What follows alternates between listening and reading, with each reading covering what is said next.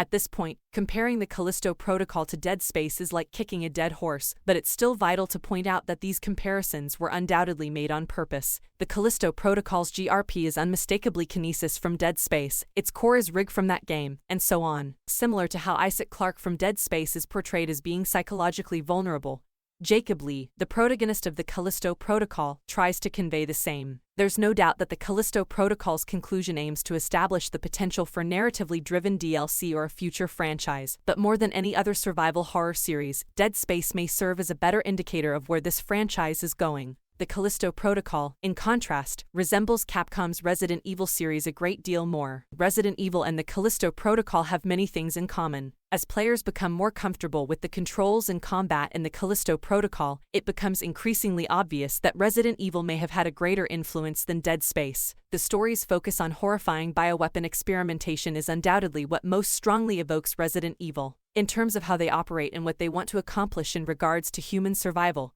and evolution, Callipolis, UJC, and Black Iron Prison are similar to Umbrella. Additionally, Danny Nakamura hunts for a UJC bioweapon hidden aboard Jacob's UJC Charon freighter, which is obviously reminiscent of the various bioweapons seen throughout the re-franchise. Jacob is essentially transformed into a reticent Chris Redfield as a result, though clearly that is more about the role than the actual person. It will be interesting to see how the Callisto Protocol's main characters and gameplay moments are viewed in retrospect after some time has passed since release, as Resident Evil games typically do not excel due to their narratives, instead gaining popularity from their iconic characters and memorable gameplay sequences. In terms of imagery that is instantly recognizable, Max is similar to the Raccoon City police officer who also has his jaw open wide in the RPD from the Resident Evil 2 remake. The rapidly mutating biophages resemble the Ivy zombies from Resident Evil 2 and must be eliminated covertly to prevent ambushes. There are too many parallels to simply dismiss them as coincidences, even though much of this could just be circumstantial evidence. The Callisto Protocol is more comparable to the contemporary remakes of Resident Evil. The Callisto Protocol's gameplay incorporates a lot of Resident Evil 2 and Resident Evil 3's modern remakes design cues. Although the Callisto Protocol's movement is noticeably more annoying because its dodge input is automatically triggered if an enemy's strike lands anywhere near them, forcing them into a dodge, movement is extremely slow in an effort to bottleneck or corner players without giving them the chance to escape.